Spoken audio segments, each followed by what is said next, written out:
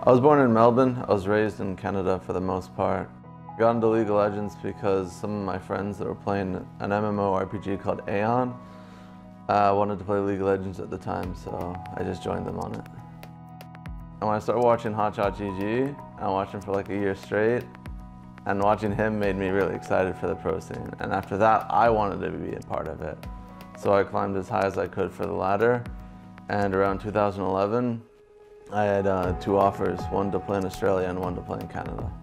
My pro player career started really great with me, Rusty, Estonia, Jindenwo, and Dale Never Fails. We went to Korea together, and that was really fun.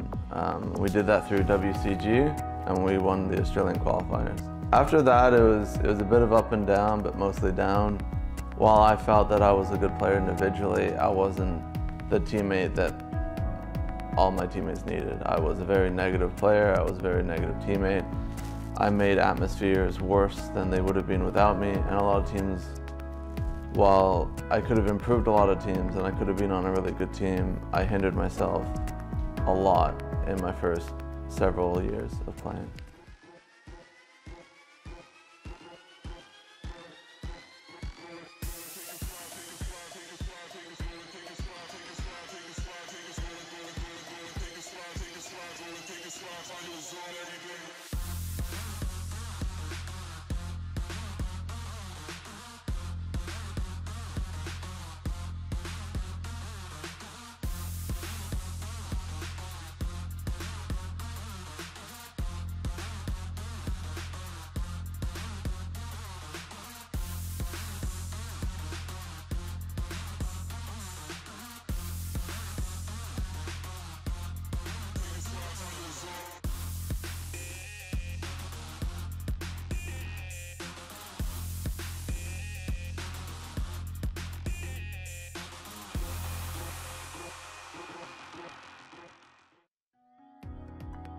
For me, coaching was kind of the next step. I was spending a lot of time as a player trying to tell people what they should do, both in the game and out of the game. And as a player, I was always disappointed with a lot of the coaches in Oceania. I always felt that despite my attempts of trying to get one for my teams whenever I had a team or made a team, it was always hard to find someone that anyone was happy with. And I decided I could just be that person. So that was the main reason that I started to do it, because I felt that there was a gap there, and it was a gap that I would be pretty good at filling. Oh, hey.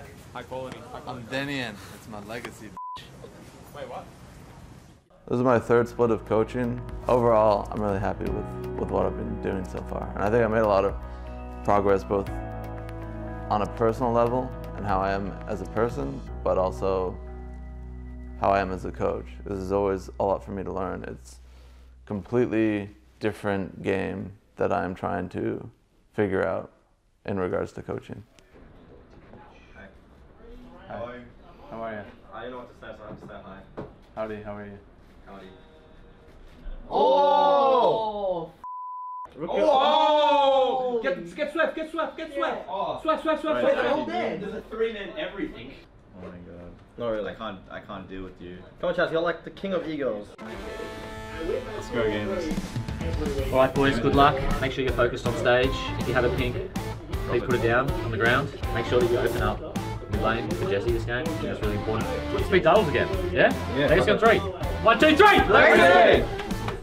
What I always wanted to do as a coach was be able to do like cheesy shit and just throw the other team off balance and like prepare an entire week for a specific strategy. Even now, the only teams I've ever had are teams that need to learn the basics first. So the first step is always learn the basics, get to a good understanding of the game, and then you can start dedicating time towards strictly winning games. Kais is dead! Kais is dead! End mid, end mid, end mid. Yeah, we can go mid. Don't change your Zion. Just end the game, end the game. I'm gonna rise port. I'm gonna rise port, rise port. Okay, okay, go for it. I'll kill that down. Just ignore him, ignore him, ignore him, ignore him. We have to keep ignoring. We have to keep going. Just full commit. End. Let's go! Let's go! This is so hard. Nice.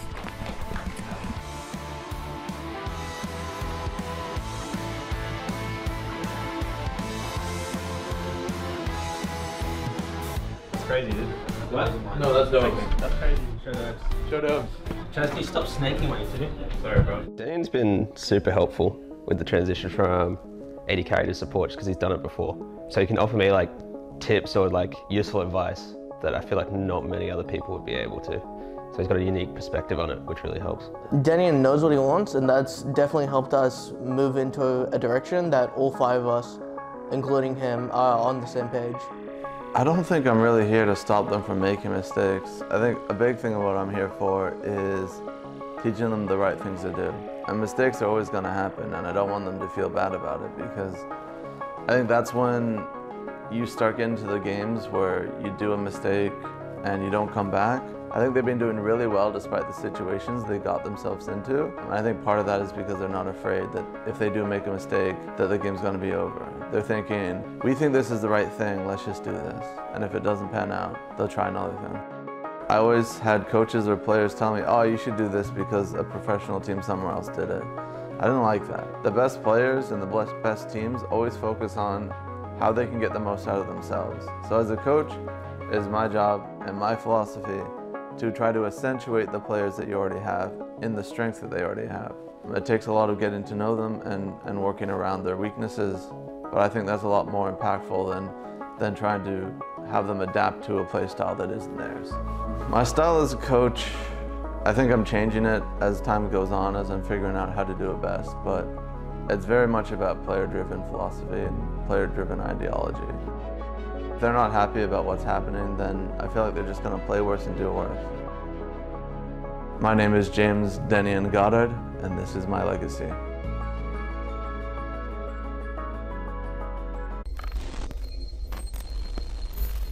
This is full-time. Like, no matter what you want to do with it, if you want to be really, really good, it's full-time. You don't have to be playing full-time, but you're always thinking about the game. Like, I wake up and I'm showering, thinking about League of Legends. I'm eating, thinking about League of Legends. Having a coffee, thinking about League of Legends. No matter what I'm doing, it's always like, how can I maximize like what I learned today? And yeah, I think if everyone is in that mindset, it's like a very, very helpful one.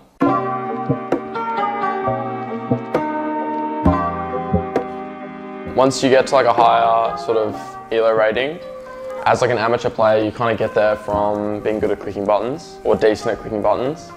And once you start popping into games with pros that you've been watching, like from OPL, like for me it was Swiffer and Spooks. So yeah, I used to watch them and be like, wow, imagine if I got to play with them one day, and obviously here I am now. The first thing I sort of wanted to find out was like, was this something I wanted to do? In the sense that like I asked them about the lifestyle. Was it something, could I play games 24 hours a day? I didn't know if it was something I could do.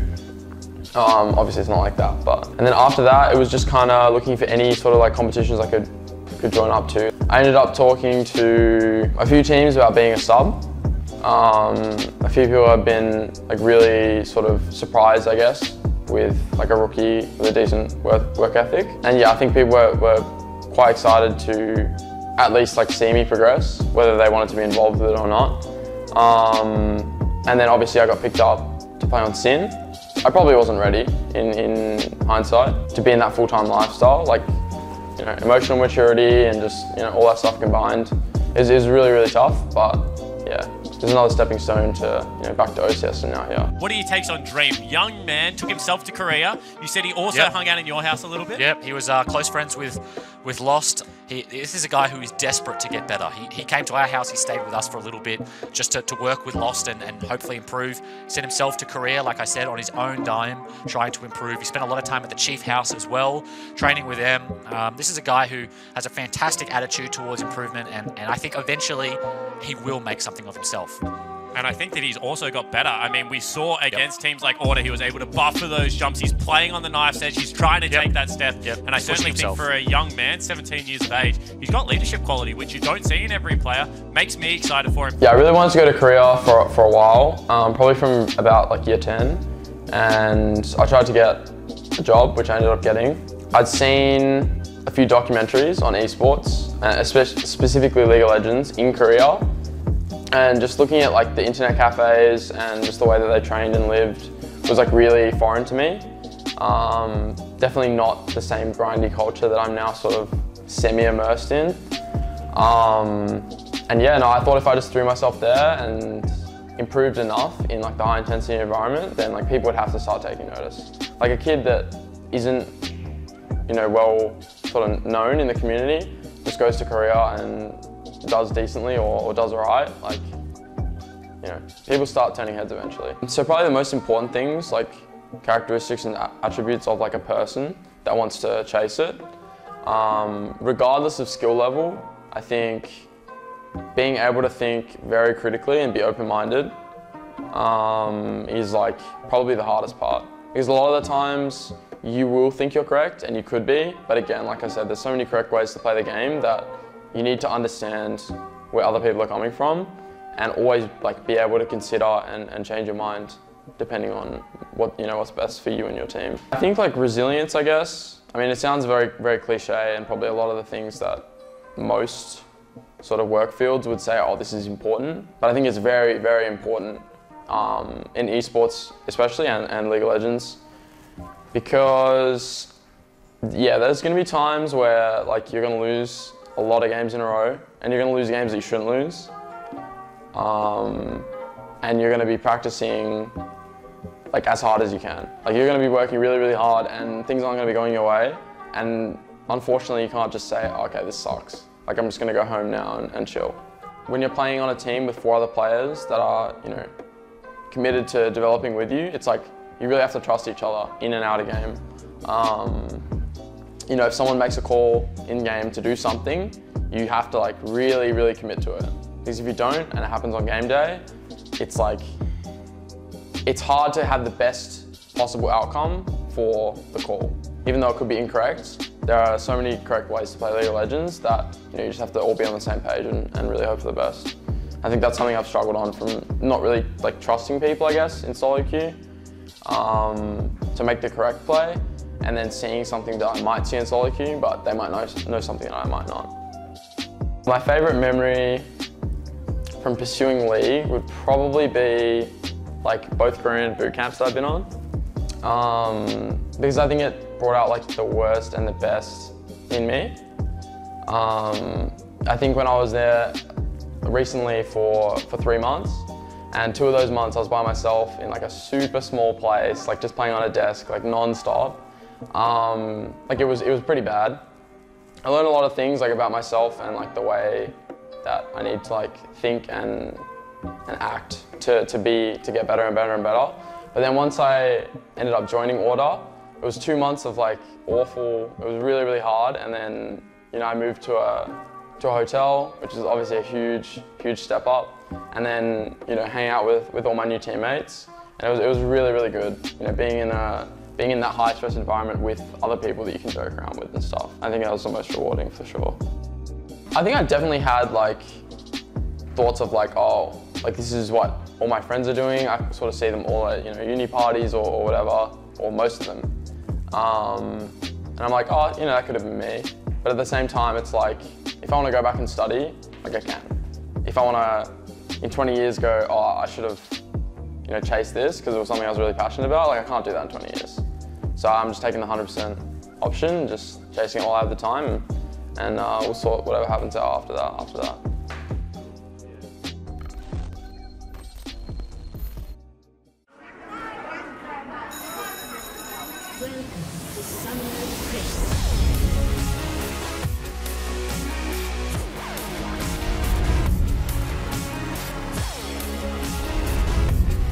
He goes gold, the Baron getting low, stolen away again. Oh, what a flash there from Giraffe. Aatrox finds one, pops the world, and a triple kill. The Nexus is under fire, and everybody falls.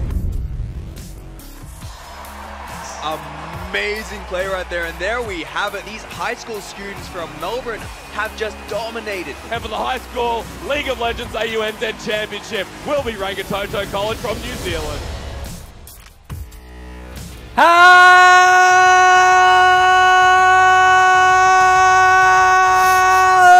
welcome to day 1 of week 7 of split 1 of the 2019 OPL. I'm Nick Boy Richardson, and I am joined by my favorite, Zach Rusty Pie. And unfortunately, Spawn couldn't be here, so he sent along his baby son. You know, I was expecting the circle of life to come out of the start of that.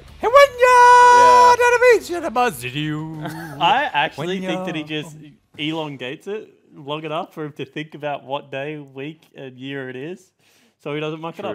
I'm neither going to claim or disclaim that theory. But you're right. Did you see the picture of my mustache? I did. That was a baller mustache. That was a great mustache. Come on. I wanted you to keep it. I was a big fan. Yeah. I was a massive...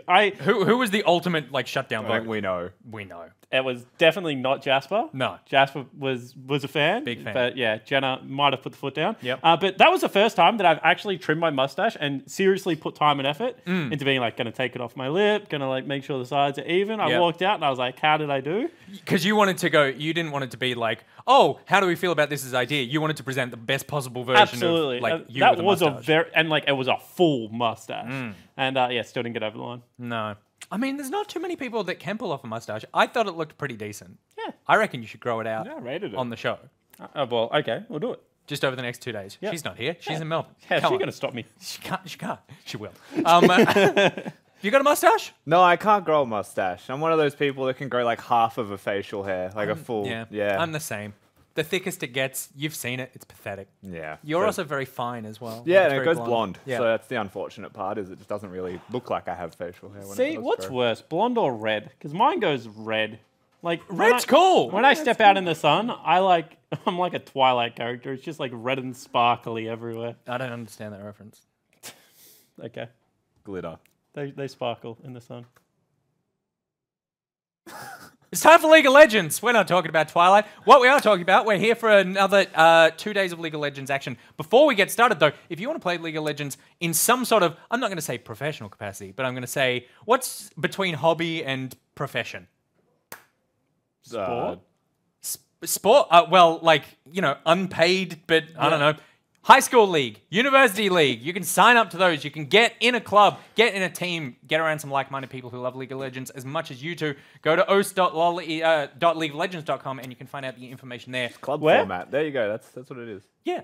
What? Where do we go? Well, I said os.lol and then I corrected myself. It's os.leagueoflegends.com. It's right there. Yeah.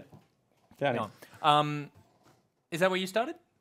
High school league? No, we didn't have anything like this back when I started. I did play while I was in high school, but it was events, and it wasn't good for my high schooling. No, and so if you want to turn out better than him, then this is the perfect way to do it. Of course, we have an evening of League of Legends ahead of us, and I would say it's a pretty good evening. Absolutely, in terms of the games that we've got coming up. Let's run through the schedule. Jake, how about you talk to me? Yeah, it's going to be Bombers versus Mammoth, and in my head, these are the two hottest teams in the league right now, about to go head-to-head. In terms of looks or playstyle? Playstyle, and then it's going to be Order versus the Chiefs. Some would argue match of the day, but I certainly would not. Gravitas versus Legacy as well. Legacy seem to be rising in some form. Gravitas need to continue to pick it up to make Gauntlet. And then Direwolves versus Avant Gaming. Maybe the only one-sided affair I would say that we have today. You can argue second last game as well should be heavily Gravitas favored, but for some reason I just have a little bit of faith in Chaz at the moment, especially on the current patch. Yasuo running around causing a couple of nightmares. He's got the LeBlanc in his kit as well. Yeah. Certainly a promising prospect. There's a few players, I would say, in our league as well that with Assassins being available like that will absolutely bring them out, and the scary players like that when they get the meta that they want more than anything else. And we were talking before we came on broadcast, it's a big day for Mammoth and AV because this could be something of a decider in terms of ladder position. Yeah, they're both tied third at the moment. If both teams win today, they play each other tomorrow. But if one gets the win and the other doesn't today, then we have separation towards the top of the ladder almost completely now. 1, 2, and 3 will have outright places in the standings, and that's actually super exciting. Yeah, it certainly is, and I think that the big news is that Mammoth seems to be getting better all of a sudden, and they have so many players that you would expect to carry that number 1 or 2 spot, and it's been the teamwork portion that we've been waiting on, but also Topoon. And I think Topoon's rise has been kind of coinciding with the rise of Mammoth as well, so very excited to see if he can continue his good form and can continue to push his team forward. Something I like about Mammoth, they all seem to be very emotionally attached. Like, I feel like all the players are, but Mammoth as a team seem to be very emotionally attached to their wins and losses. When they were on their down streak, you saw physically in the players it was affecting. When they start on that hot streak, they are lifted. It makes them a team that is like good to get behind because it feels like there's a lot of emotion coming out of those guys. Absolutely, and with the improvements that they've shown, it proves that not only are those emotions there, it's not going to ruin them in a season. Like, we were very concerned when they had that loss streak that was it for Mammoth. You know, they just go down from there. but they didn't spiral. They held themselves strong, and the emotions they showed were anger. Like they were angry with their own performances, not with their team, and they improved from it. And I think a lot of teams actually are kind of similar, but most of them keep it a little bit more behind closed doors, whereas a Mammoth lineup does like to hold themselves accountable to like what their expectations are. So I think that, you know, you've got to say that they're an honest playing group, and whilst I don't think that they necessarily have had the best ability to bounce back day to day, week to week, they've certainly showed that they can be pretty unshakable. All right, well, we're going to be talking more about the teams in the later on in the show because we're going to be doing a bit of a mid-split review. But before that, we do need to get to game number 1, which is Bombers versus Mammoth. And also, we're going to be with the POV streams all day. You can follow FBI, but we're going to be following ADCs today. So if you're an ADC, you want to see how to get a bit better, all day it's going to be all ADCs everywhere. This is Bombers. This is Mammoth. Who are we tipping for this game? Ooh, who did you tip? I tipped Bombers. Talking of the ADCs, it's kind of the best strong side AD carry in my mind in FBI versus the best weak side AD carry in King. You certainly don't need to play towards King. And everyone's going for, come on. I remember the first time this happened, I was the only one that tipped the Bombers. Now all these bandwagoners, how heavy is a bandwagon?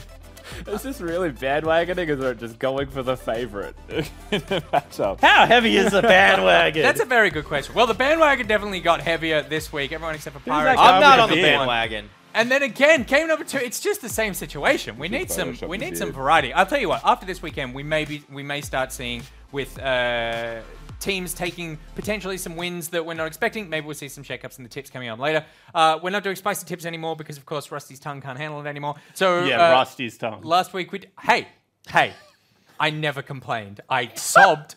I sobbed uncontrollably. I never complained. I'm a professional. I cry on camera. I don't complain.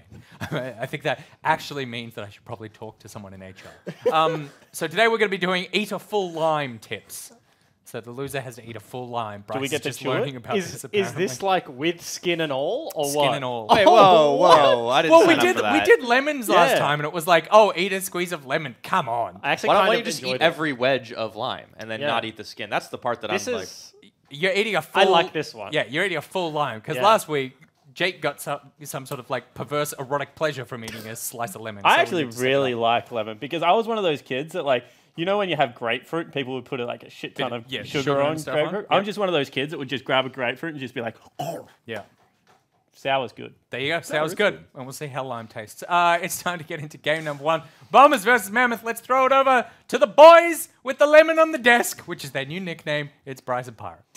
They're the Lime Boys, we're the Lemon Boys. What's up, everybody? We are getting ready for game number 1 here in Week 7. It is going to be Bombers versus Mammoth. That's going to be a banger of a match for sure, Bryce. Certainly is. These are, I feel like coming into the split, some of the 2 best teams on paper, right? Everybody looking at the Bombers, their new pickups, the Koreans going over there and Balkan and Mimic, and then you just have so many of the ex-OPL finalists on the lineup of Mammoth. Of course, things didn't start out as we expected, but on paper, this is 2 incredibly good teams, and also form-wise, they are looking incredibly good right now. Yeah, that's worth noting because Bombers have been kind of maintaining that expectation line for a little while now.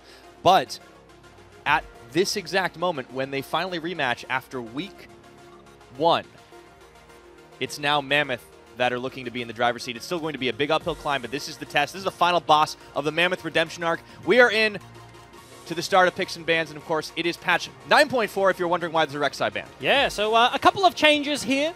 Not the biggest patch in League of Legends, given that we had some Frostmancy stuff completely shaking up the meta. That was a bit of a weird week. So we've had a couple of changes. You know, we've got Urgot, I feel like priority has gone super down. Rek'Sai, a few quality of life buffs, makes her playable again. There's a couple of nerfs to a few champions, but they're not super relevant. Conqueror change is the other big one, and I feel like this patch is kind of characterized by the Rek'Sai, the Conqueror, and also the Urgot. You can also see, though, that the focus, especially on the Mammoth side, has been towards Balkan, who has been a surprise contender. Ooh. Bombers will open up with a very pick Silas pick, though, yes. So that's interesting. For Mimic, comes out right away. Yeah, well, I mean, it's not just in Mimic. Yeah, Ryoma can play the champion as well, and the priority into Silas does mean that the flex pick has to be available. Blue side is the flex pick side, and Mammoth, of course, on red does get counter pick more often than not. So interesting to see where both of these teams go. Like Zoe, Nocturne, Braunband's blue side, Evelyn, Rek'Sai, Lucian on red side. Like, this is already a fairly weird draft compared to the meta that kind of cemented itself in the last couple of weeks. And Callista's another champion who didn't get many changes, but she's just completely come back into the face of the meta. She has, and especially with the likes of the Alistar now, that's going to be a really killer combo for King and Destiny down to the bottom lane. A lot of comfort for the Mammoth bot, and we'll see how it stacks up. Bombers going for much more safe pickup for FBI with the Ezreal Tom Kench, which is the never die bot lane. Yeah, it's the super defensive option here. You kind of have a couple of choices. We've seen the rise of Galio supporting the OPL in the last couple of weeks. Alistar, Galio kind of cemented themselves as top 2. And often you do see teams kind of trading back and forth. Kalista matchups make things fairly volatile, and Bombers have gone, nope, absolutely none of that. You heard Jake saying on the couch that he actually thinks King is the better weak side bottom laner and FBI is the better strong side. It's going to be interesting because those two roles in this game have completely flipped. Yeah, that's an interesting point that you bring up there. Two very storied AD carries within the OPL. We'll see how they shake up this time around. A lot of bans still being targeted towards Balkan, and the Olaf is also a takeaway. The guy's clearly got a champion Ocean, but they are trying to bail some water out of it. Kindred, that's another one targeting jungle. Yeah, they're just all the interesting junglers, right? You can see a big smile on his face. Balkan is maybe a little bit happy to get some attention here in the draft phase. You force 4 bans, and all of a sudden you got to be feeling confident in your skills. But like, it's 4 from the side of Mammoth. There's also the Nocturne ban on the other side. With the Olaf takeaway, like, you've reached 6, right? The jungle pool is going fairly deep. There are a few stable options left. Like, we've seen a lot of Zac, the Sejuani, if you want to go for the tanks. Lee Sin is still there. There are a few extra champions here and there, but it's interesting that Mammoth have held onto both of their solo laners. I feel like Topoon, kind of rookie coming into this season, he's had some incredibly good games, some real rough games, but in this game specifically, maybe just back on the Sion duty, has to respect that the Sylas can go towards the top side. If he has to go for like a hard counter pick right here, it can just be flexed into the mid lane. So Sion duty makes a lot of sense. Hey, that's fair, right? And we've seen some pretty crazy plays coming out of Mimic as well. You don't want to really give him an opportunity to run away with the game. Speaking of crazy picks, the Kennen has been a big part of some of Bomber's more iconic victories. You have to remember that matchup against the Chiefs a couple weeks back that had everybody dropping their jaws to the floor. And they will lock it in. And 0 seconds, he does lock it in, you're right. So, fairly interesting comp across the board. It does mean Sylas is going to be blind picked into the mid lane. They've banned away a bunch of the counters here for Ioma, the LeBlanc, the Lissandra, those champions that can just like force a gank, get Olaf into the mid lane. Because Sylas, like, he's a melee champion, right? Like, he trades like with his full combo, looks for those long trades, he eases forward, gets the passive procs, and continues playing that sort of style. So removing some of the lockdown, the more volatile options makes a lot of sense. I mentioned the Lee Sin earlier, isn't going to get locked in as he does go towards the Jarvan, which is fairly interesting. They've got a decent combo on the top side of the map, and top side of the map for Bombers is where you have to look. Mimic and Balkan have looked so good together, and they've got the 1-2 dunk combo of Cataclysm into Kennen's ultimate. If Mimic gets a flank, that is very potent. You're absolutely right. This is going to be Bomber's kind of team fighting composition that can really hit that 1-2 punch hard. On the Mammoth side, they lock in a Vladimir last pickup, and I was going to ask you if maybe they want to flex this around a little bit, and it looks like there's still a bit of time left to do it. What would you do in the Mammoth situation? I feel like Vlad into Sylas has kind of emerged as one of the best answers, not because you've got to demolish him in the laning phase, like not many champions can do that. He's kind of a gank this guy or just let him get away with the lane, which is what Vladimir does, right? You're not going to be setting up ganks onto a Sylas, I feel like, with a Vlad-Olaf combination, but you're just going to be looking to scale up. Sylas is going to have not that much kill pressure. You have the pool to dive yourself out of this situation, and it's much more of a scaling option here for Triple. Yeah, and it seems like overall for Mammoth, it does fit this theme of not just scaling, but also being able to kind of dive behind objectives and force fights deep into enemy territory. Do you think that's the strat Mammoth will pursue?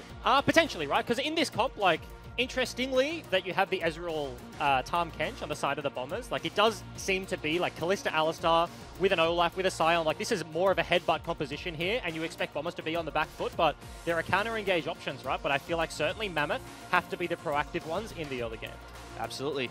And now, getting us underway, we're joined on the desk, of course, by Weston Way, coach of Bombers. Thank you for taking the time. Thanks for having me on. Excellent stuff. So the team has been in absolutely hot form throughout the course of the OPL at 11-1 currently, but Mammoth are on the upswing. What have you done to prepare for this team, especially today?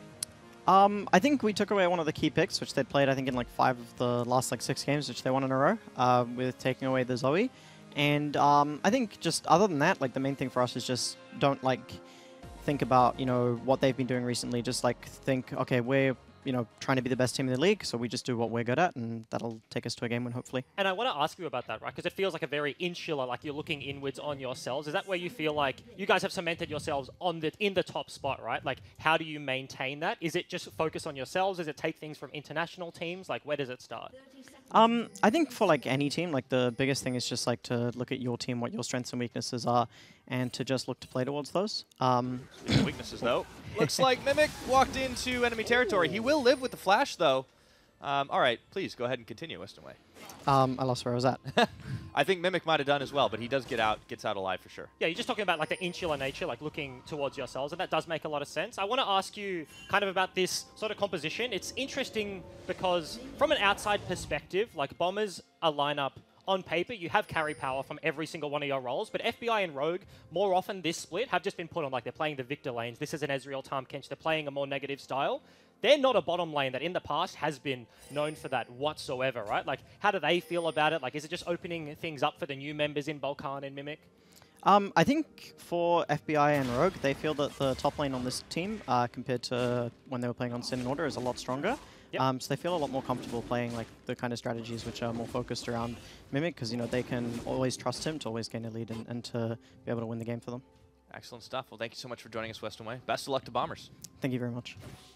Cool. So we've had some shenanigans starting off here, Bryce, already, as Mammoth did decide to go stack up in that top rush. And this, of course, burns the flash early on for Mimic. Do you think that opens up an opportunity early for Babbitt to try and pull off that level 3 yank? It certainly does. If you land an axe, if you land a knock-up from the Scion, then Kennen is just straight dead, right? He's gone for a greedy rune in the Klepto. Like, it's not a bad choice, but that's how you want to play this sort of matchup. But I will say, I talk about a lot how OPL is kind of hilariously, stylistically, the opposite of Korea. Korea, a very negative region. They respect a lot of pressure. There's not a lot of fights, and they just play a slower game. OPL, much more like the Chinese League, where there's a lot of fights here and there. But that play from Mammoth ripped straight from the best team in the world right now, Griffin.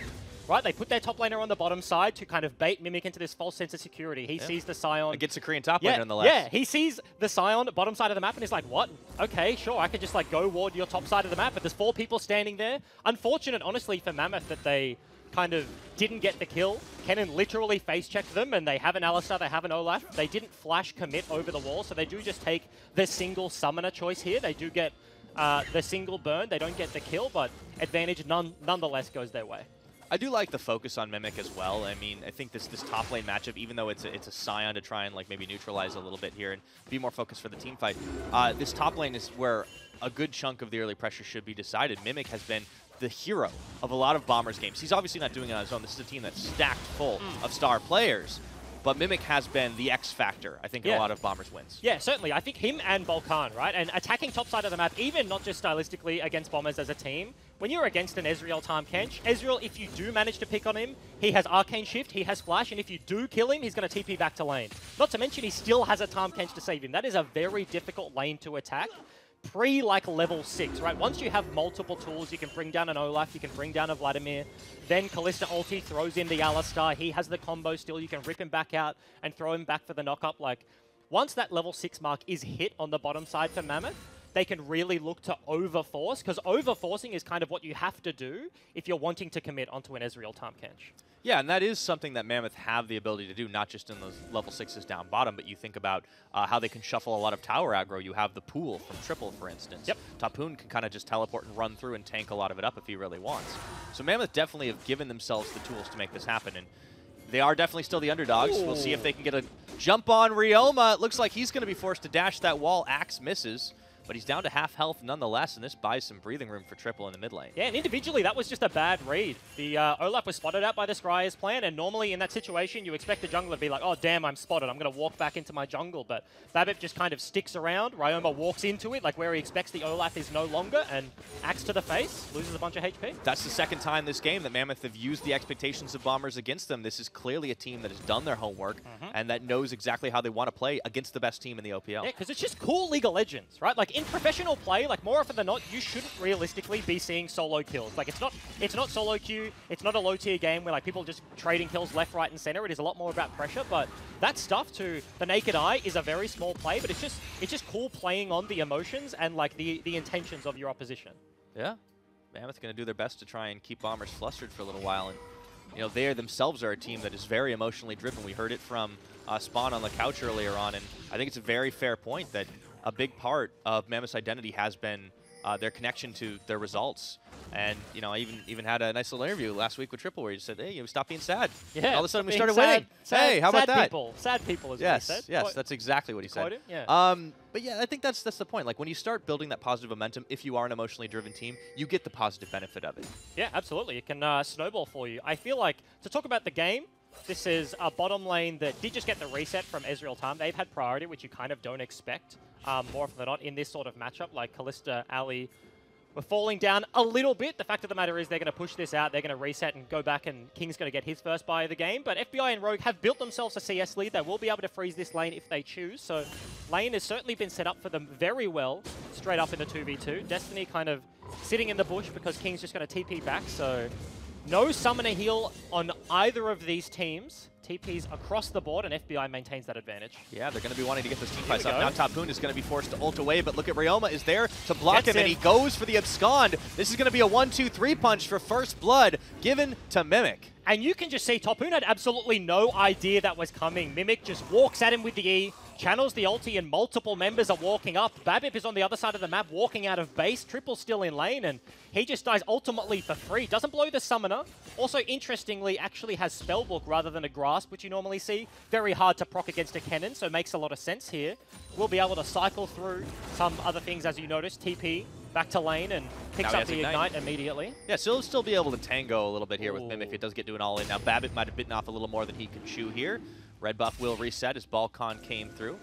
Mammoth really trying to get a little advantage, but they're not grabbing anything else. Yeah, and let's put a microscope on Balkan for a little bit here, right? Because he goes topside, he picks up like an assist on a kill onto Tapoon. His lanes on the other side of the map come and defend his red buff. The expected response from Babbitt is you see their jungler topside, you walk in his bot side, you take his camps, you walk away. Red buff, very prized possession, right? But immediately, the Tahm Kench, the Ezreal are floating over. Ryoma leaves from mid lane to float down, and Babip sees all the lanes go missing and just has to blast plant over the wall. So Balkan ganks top, maintains his bot side jungle, and this allows him to play the champions. Like, Jarvan isn't the best example this game, but his best games in the OPL so far have been the likes of the Evelynn, has been the likes of the Kha'Zix, where he has a ton of freedom, and it's the team around him that gives him a lot of this freedom to play. Yeah, and it's also worth remembering the fact that there were so many jungle bans in this game, most of them coming from the Mammoth side, but a couple on the Bombers as well. Yeah. And that's why Balkan is on the likes of a Jarvan. But he's playing it just as effortlessly as you've seen him on everything else. And he's just all over the map so fast. He's actually going to be checking into Babip here, who didn't expect to see him coming. Now that is a low health Olaf, who's going to be forced to flash away. Ooh. And Ragnarok, but there's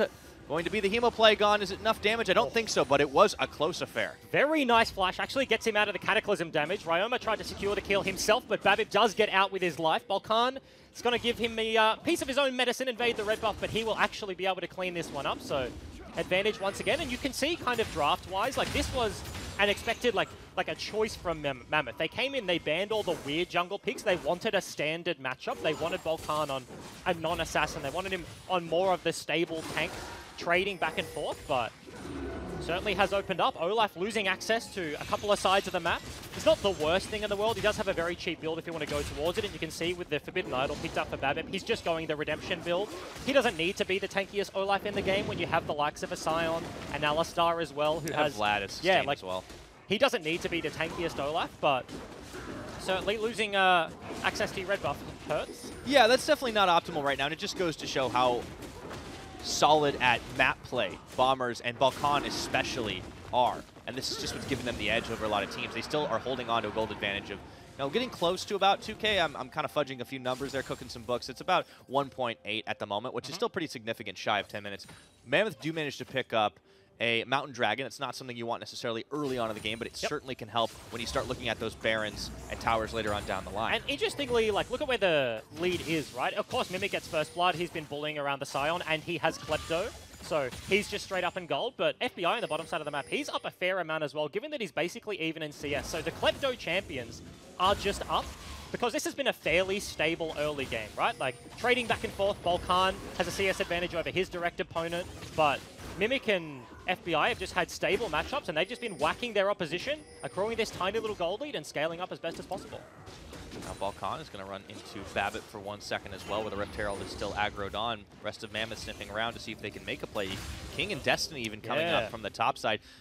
Yeah, it does seem like Mammoth are trying to make plays like you said they need to in the draft. The early game is going to be onus on them.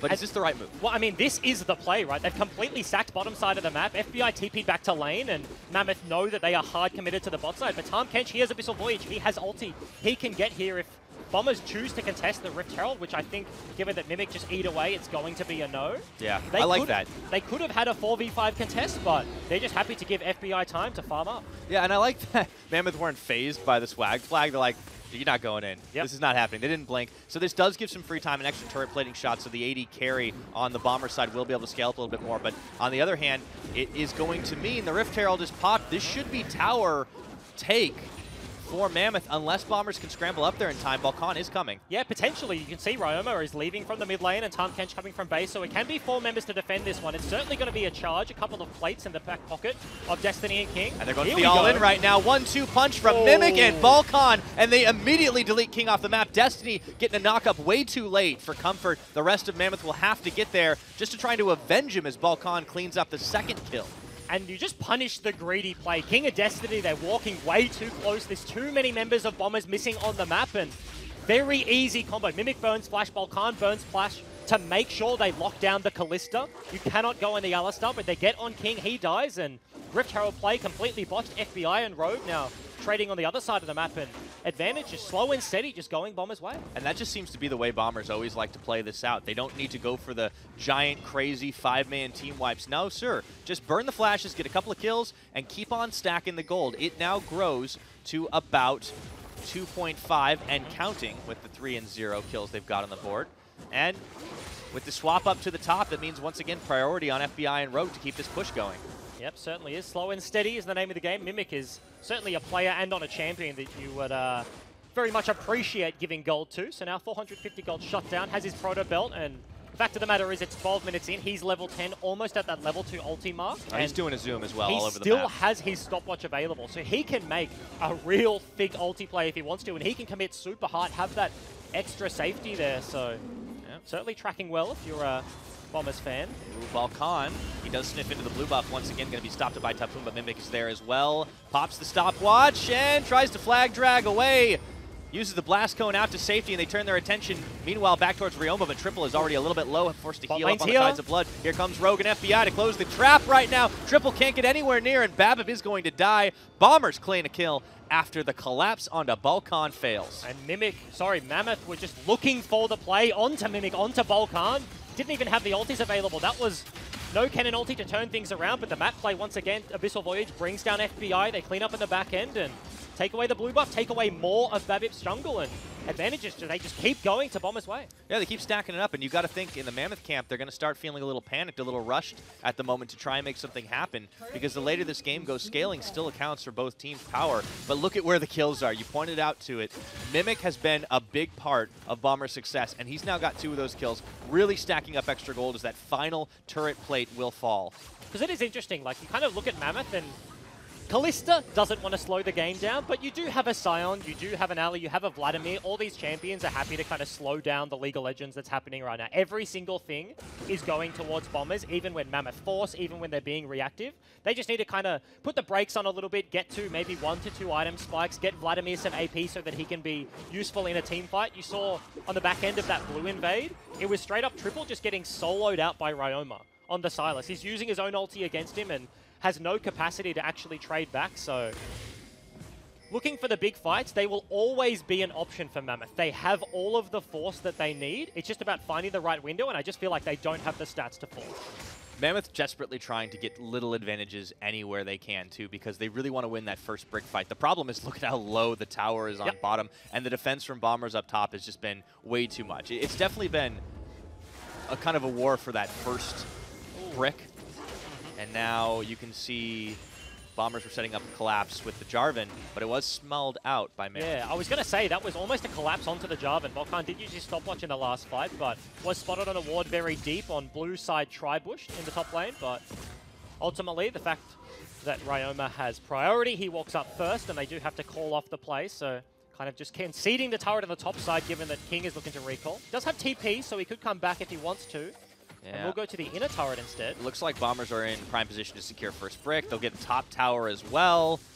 This is looking a little rough. Mammoth are gonna have to find some way to get back into this. They are holding onto the tower for now, but it falls in the bottom, so it doesn't matter. Yeah, Minion's doing a lot of the work there for Mimic and does pick up the solo turret gold, so he is incredibly accelerated. If we could take a look at the gold, I'd like to just see the top lane matchup. That is That's a lead. 2,200 Yeah, right there. That's more than half of the gold lead. cannon. Yeah, that Bombers have is literally in the hands of Mimic. And that goes one of two ways. If you're Bombers, you're like, hell yeah, man. Mimic is a reliable player. He is incredibly good. You want to give that guy the gold. On the other side, if you're Mammoth, it's like, if we kill the cannon, if he doesn't get his literal one-button combo onto our backline, then honestly, like, the gold could not matter, right? That's a bit of a hedge. Like, it's a hard thing to rely on if you can deny him the engage, but there is certainly potential that this lead is something that he has to utilize, and they do have counter options. Mammoth are going to have to keep their jungle clear at this point, because if anything, you have to remember what Mimic was able to do last time on this cannon up against Chiefs, where he teleports into the play behind the Baron pit, or rather in the jungle in front of the Baron pit, and just wombo combos everyone. If I'm Mammoth right now, I do not want to fight in this jungle. Absolutely not. I feel like they have a few minutes of solitude, we'll call it. Baron is not up and available. They're probably not going to be contesting an air Drake. They don't care too much about that one. And that's hitting pressure, though. That's the problem. Neither do Bombers, right? Like, they're just probably going to cycle this one, not commit too hard. They don't necessarily need vision to set up to take this one. They're just kind of going to get the dragon for free, ultimately. Mammoth are just going to use this time to farm up. You can see Proto Belt now in the hands of Triple. King finishes his Blade of the Ruin King, and they are accruing their first item, so I talked about a few minutes ago, they kind of want to slow the game down a little bit. They have for a small portion of this time. They're obviously losing things, like the turret plating going over to Mimic, like the top turret and the bottom turret are both taken. There's ultimate sacrifices that you have to make, but when they pull the trigger, they have to be decisive, and it has to be on their terms. I think that's the key part, right? Mammoth have shown that they can win fights when they're the ones making the decisions, when they've got the prio on it. But against Bombers, it is so hard to do that. They've turned around so many fights that you'd think might be even against mere mortals of teams. But Bombers are definitely on another level than the rest of the OPL right now. The question we asked at the beginning was, who can challenge them? Maybe Mammoth can do it, but they are definitely hard-pressed at the moment, even though they have been on a big surge upward. This is the final boss of the redemption arc for Mammoth. Now everybody collapsing into the mid lane. Top lane pushed in, bottom lane pushed in. Both Mimic and Ryoma just floating over, but Mammoth respecting, just trying to hold on to their outer turret. It just gives so much map control. If you lose this one, then all of a sudden you have to concede priority into your jungle. Bombers get a lot more room to play with, so you can see deploying your bottom lane mid, it's very hard to dive a Kalista Alistar. That bloody hurts. Yeah, that did. Shot Barrage stinging a little bit here with the Blue Ezreal coming up. Yeah, I feel like Mammoth, yeah, maybe they want to slow things down a little bit, but I'd like to see them just try to instigate a dive on one of these carries. They have so much follow-through here, and they are just slowly losing ground. Well, they certainly are.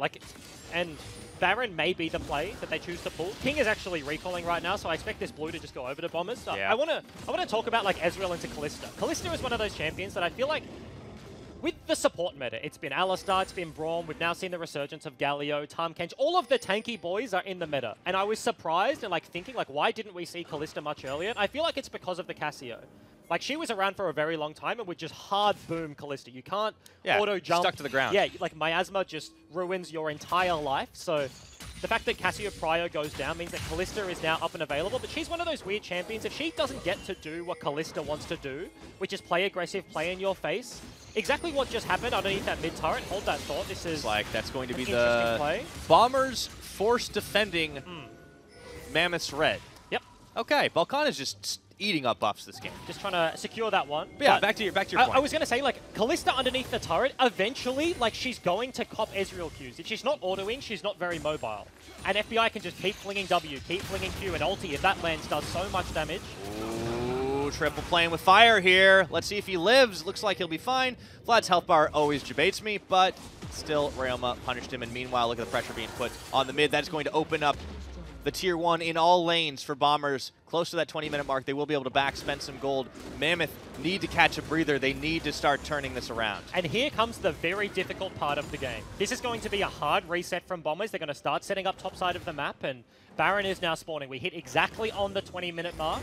Mammoth got the first mountain, which feels nice. Bombers have a useless dragon. If they had mountain, then it's just even quicker for them to set up, but this is going to be the hardest point of contention here for Mammoth. They have to somehow get control of this Baron area and keep contesting. You can see Triple went back to base, bought himself a blue trinket. They need the vision, because if they ever get locked into a situation where they're face checking, that's an easy combo from Jarvan. It's Tahm Kench ulti into the backline. It's Mimic coming from behind and just setting up the play. And Mammoth are going to have to force fights if they do with suboptimal item differentials right now. You look at what everyone has across the board, and like Bombers are just flush with gold at the moment. They've got a Guardian Angel completed on the Jarvan. The Kennen is up to 2, an item and a half, nearly 2 at this point. Ezreal is pretty much completed. Blue build, he's just still stacking on tier for the Archangels. And then you look at the Mammoth side, and all of a sudden they're kind of rocking the bargain bin at the moment. And this is the problem, is Mammoth are going to have to fight from behind. Certainly is going to be the case. We see in the last few minutes that the gold lead kind of exploded, right? Like they take down the mid turret, they're denying the second rotation blue buff, they're denying the second rotation red buff, and BABIP is now slowly, as junglers do when they're losing the game, lose access to all their camps, and Bombers have been doing it fairly risk-free, right? They're using their tools. It was a tar multi topside around the red buff, literally for that, just to secure the red buff, to be incredibly annoying and take the small victories. This game has been a battle of inches here for Bombers. They haven't made a big play, but they've grown a big lead. Ooh, that feels bad. BABIP forced to flash the wall as well, and it's Bombers that are forcing it once again onto Triple. True-shot barrage comes through. Redemption from BABIP already burned in this one. And once again, Bombers, they don't need to outright fight. They just close Mammoth out of their own mid lane. And now they start moving towards Baron to clean up wards and set up Vision themselves. Yeah, they might go for this. Incredibly close to actually getting caught out by Baroma's E there, but it's going to be the Baron startup. There's Vision in the pit. Blue Orb now comes down, so they know it's about half HP. BABIP is nowhere near here as he had to back to base right now. If Mammoth want to get Bombers off this, they need to force it now. Going through, the Fate's Call comes in. This is the first proper fight of the game. It gets smited down. The Baron goes, but the Kennen is going to delete King off the map, and the rest of Mammoth, they're going to start dropping like flies. Ryoma says, no, you do not get out free after you try to take our Baron away. BABIP going to sidestep there, but I don't know if he's going to be able to walk away from this one. Destiny going to sacrifice himself to make sure that his carry lives, but it is only BABIP, and that's not for much longer. He stayed around to clear waves. That's the wipe. And Mammoth throw everything and the kitchen sink at Baron. They lose the buff. They lose all 5 members, and look, 15 seconds, 20 seconds on the death timers. Do Bombers even look for the end? Do they just break it? Do they commit? Bryce, this is almost a perfect game for Bombers right now. If they take this win here, if they were able to finish the job, they would actually completely blank out Mammoth, and that is not what I expected coming in today. I thought Mammoth would put up more of a fight than this. Because now gold lead is 11,000. That was a complete ace, losing no one. 0 members gone Mimic. It's 23 minutes in the game. He's working on his death cap, and he still has his freaking stopwatch. He hasn't needed to use anything. Like, Mammoth, they just have to hard commit to the fight. BABIP has no flash, so he is useless in this regard. The Baron has gone down. He just ulties and runs away over the wall. And Sion passive, you look at it, Topoon coming back alive, and you're like, maybe he can do some damage. Ryoma and FBI say nope. Go over the wall, chasing extra kills and clean up Destiny. BABIP tries his best to live on the back end, but a very nice E-flash from FBI is going to clean him up with an auto attack. And I thought for a second he was being greedy, but it was actually Bombers just closing around him as well. Both sides. And this is why this team is the best in the OPL. They are just so merciless when they have a lead. Here's a good catch. Mammoth trying to avoid the perfect game. Can they close the trap onto Balkan? He flags and drags, and he is out of there. They cannot catch a break this time. There's so much CC Sion Q, ulti, Ali combo, and they can't lock Balkan down. He steals the blue anyways. God damn it, that just hurts. Here we go. That's a feels bad, man. All right, Rogue and FBI, they're trying to get away as well. Redemption comes through. Triple's got nowhere left to go. Rogue is going down, so no perfect game there for Bombers, but I don't think they're too worried about that. They're looking for the win right now, and Triple should be falling pretty soon. Balkan says get in the dome, and now Topoon's going to drop as well. And you got to think this is lights out, Bryce. And what may have just been the worst part of the game, the captain of Bombers may just lose the perfect score. So Inhib's going to go down. Topside is being pressured as well by Ryoma, looking to double Inhib this one and continue pushing forwards. They're going to keep it going right now. Even without the Tom Kench, they can still make this push happen. Triple and Topoon are still 20 seconds away from respawning. Inhib number 2 will fall in. Bombers will not push their luck, but they have utterly destroyed Mammoth. Yes. Almost in every single way, right? Look at Topoon's face right now. It's kind of deflated. Like, there's everything they're doing, everything they're looking for. They have this team fight comp. And look at the gold deficit. 13,000 at 25 minutes. That's the face of FF Go Next. There is no way they're winning a team fight with this much of a gold lead. Yeah, and I want to ask you, like, what can Mammoth do at this point? Like, this game is long gone out of Mammoth's control. Like, Bombers need to royally screw this up, which I mean, can happen. Ryoma, I was saying I it mean, the they other could day, run it down mid right, and it'd be fine at this point. Like, they have a couple of team fights before they're even, right? Like, a lot of games, if you get super late, like 55, 60 minutes, I don't think this is going to get there. Like, come down to the one team fight because death timers are so long. Yeah. This is like one team fight to get your inhibs back up. 2 team fights to get some semblance of map control. A 3rd team fight if you're Mammoth and you win all 3 back to back to back, then maybe you're back in control of the game, but that is a long way away. And Bombers, they're just looking to straight force once again. They certainly are, and everybody kind of firing on all the cylinders right now. I mean, we've been looking at the carries getting the kills, stacking them up as well, but even, you know, credit to Ryoma here. 007's appropriate because he's just been secret agenting his way in and out of these fights very effortlessly, and Bombers are not needing to force anything because Mammoth are the ones that have to respond as they're losing ground. Balkan does not get smacked by the decimating strike. This time, though, Mammoth are able to dodge out True Shot Barrage. Which is still, certainly though, valuable. It does base is a bleeding. whole lot of damage. Mid lane being shoved in by Ryoma, and top lane is just effortlessly slow pushing with the super creep. So this might be a slow siege here from Bombers. Mammoth are going to have to do something eventually, though. You cannot give up all 3 inhibs. If they go down, then there's no way they're holding onto the Nexus turret. So I feel like a dive in this sort of scenario, Mammoth are about to look for it. Here it is. The last-ditch effort, channeling, and Destiny opts not to go for it on the Hex Flash. Mammoth backed against the wall. Not much for them to be able to do, just hanging onto their final inhibitor. And they do have triple splash in about 10 seconds, so that may be the go button. Destiny walking back to the fountain to heal back up. He doesn't have flash, but certainly the Vladimir, he may be able to start things off. They're going to do Predator something. They got to do it now. Mammoth looking around. Ryoma, though, still inside the base. Super Minions starting to knock on the Nexus towers, and they've left Babbitt out. He's going to get back to the safety of his team. However, it's going to be Bombers that pull the trigger. FBI starts it off with the kill, and the rest of Bombers are right behind him. Here to close this one out. Mammoth running away from their own base. Double kill going to FBI. Babbitt cleaned up by Balkan. He does die to Destiny, but it does not matter. That is the smallest of consolation prizes here for the Mammoth lineup. And it's not a perfect game, but damn did it look good here from Bombers. A cheeky kill on the back end, and that's going to be it. I think an S- is probably the low end of the score in that time around, Bryce. 27.5 minutes, and Bombers show us why they are the cream of the crop in the OPL. High fives all around for the boys, and that was just an incredibly clean victory from start to finish. It was Mimic blowing a flash at level 1. Very nice pre-prepared cheers from Mammoth, but did not phase them. Early on across the board, lanes going well, team fights going well, the slow and steady snowball. As soon as they get Baron, 10k gold lead, that's lights out for As Mammoth. business as usual. They didn't need to worry about a damn thing there on the Mammoth lineup because it never got out of their control. The craziest thing that happened that game was the 4-man brush camp. Mammoth had some nice cheese, like you said. They had some good fake outs, but the issue is that Bombers never blinked. Yeah, it's also to kind of look back at the draft, like this was a heavy like target Balkan's champion pool. Get rid of all the weird crap and like put him on a standard matchup. Standard matchup looked pretty good, right? The team is still playing around him in the same sort of like facilitative way. They activated the Bombers trap card. They're like, nah, this is fine. We can just play J4. Yeah, and so they just open up a bunch of picks. Like Topoon has been very good for Mammoth in like recent times, but he has to blind pick into Mimic. Mimic gets his counter pick. He gets the cannon. Looked very good. Later on, it was like an FBI and Rogue. I was talking to Windows Monkey in the interview, like, are they happy to be playing this style? They look damn happy, right? Because they could just do nothing, sit back and watch the game unfold. They just get to scale up. It's great. I mean, yeah, it's League of Legends as Netflix. You can just kind of kick it, sit back, relax, have a bowl of popcorn, and all of a sudden you've got a CS win condition. And that's the thing. That is why Bombers are so scary, is because like across the board, like they have incredibly good talent that doesn't need to do anything at this point to win a game. They have to play like solid League of Legends, They've got but reserve, they don't have to carry, right? Like, and it just looks good. It's fantastic stuff. All right, let's send it back to the couch. The boys and their limes. Holy crap. I mean, we spoke at the beginning of the day that Mammoth were in a positive winning headspace. Apparently Bombers didn't get the message.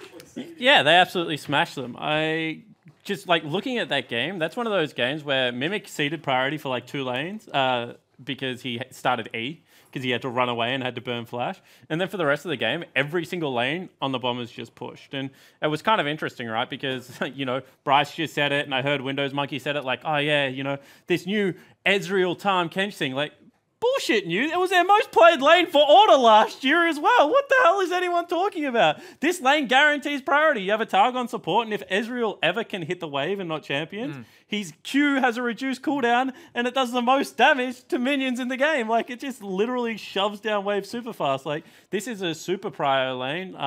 it's so safe. Ezreal or FBI can play as far as he wants up the lane, and they can just continue to abuse and bully players. Like, I think that is actually one of FBI and Rogue's best lane to play to bully lanes, and they absolutely destroyed King and Destiny down there. And I mean, the contrast to that as well, when you look at Mammoth's opposing duo, is it's an Alistar Kalista, and that has a lot of kill threat. They're in Hail of Blades as well. Level 1 is actually pretty strong as well. Oh, what, you're going to flash on someone? Hail of Blades if you manage to close distance.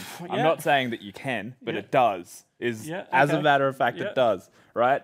But they never got the opportunity, is what I'm getting at anyway. They outranged with the Ezreal, and from that first point, even though the cannon started E and didn't have prio, bot lane basically could whenever they chose. And they always did, and they never relented. And that's the thing that, like, if I'm Mammoth coming into the Bombers, my team strategy is that we need to win early. We need to be able to control the pace of the game with an early lead.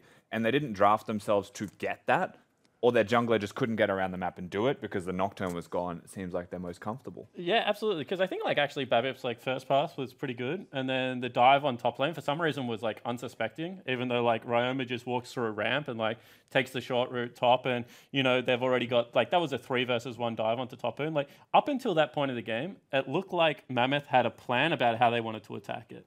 And it was about a quicker jungler. But what people don't realize is if you get blue buff on Jarvan and then you get any form of early AD, he jungles really, really quickly as well. His Q actually is like a super good AoE clear.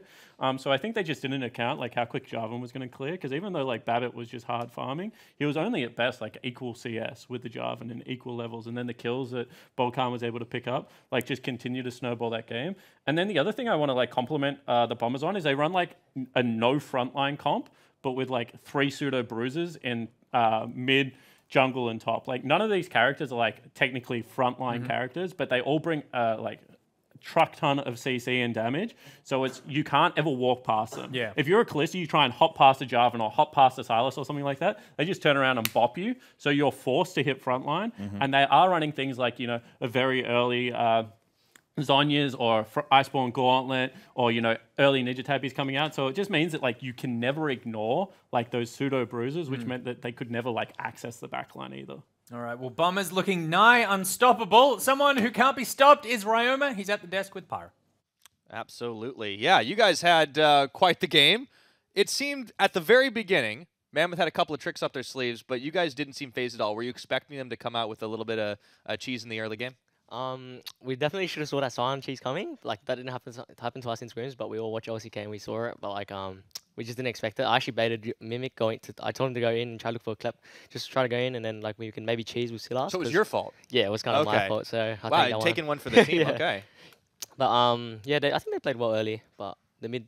Yeah, they didn't just control the early mid game. Yeah, it seemed pretty quiet in a lot of the lanes. Obviously, we've talked about how it was a pretty defensive bot lane setup, but also in the mid lane, you know, like a Sylas into Vlad. I thought maybe there'd be a little bit more like back and forth, but did you just play to control that lane the whole time?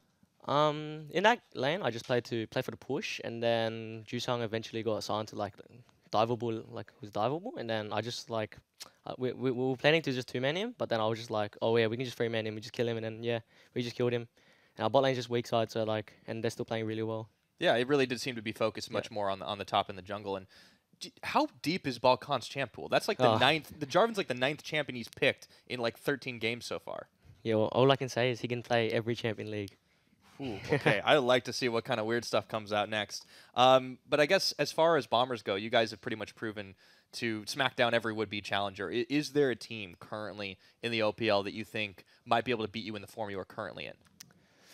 No, honestly, I don't think so. Not right now. I think the teams need to improve a lot right now if they want to beat us. Okay, well, that's the challenge coming forward. Back to the couch. I love it. And I think that we're about to start talking about the team